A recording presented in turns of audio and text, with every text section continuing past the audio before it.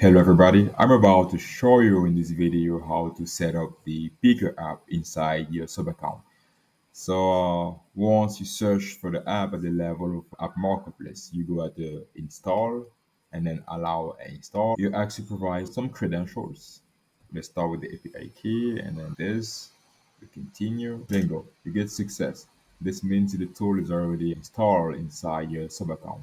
The next step is to come here at the level for a custom page to access the tool, but you will notice that we don't have the tool here, which means that we need to refresh the page. So let's scroll down. Perfect. We got Picqer. This is the new interface. We have documentation, the tutorials, and the setup. At the level of the documentation, if you go at the view, the documentation provides you the instructions, all the steps that you follow in order to set up the app. At the level of tutorials, you have the smart queue guide that's going to show you how to get all the credentials, and down here you have the setup video.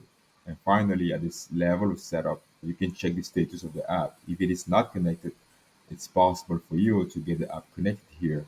So that's pretty much, guys. If you ever have any question, feel free to reach our support team, who's available 24/7 to answer all your questions.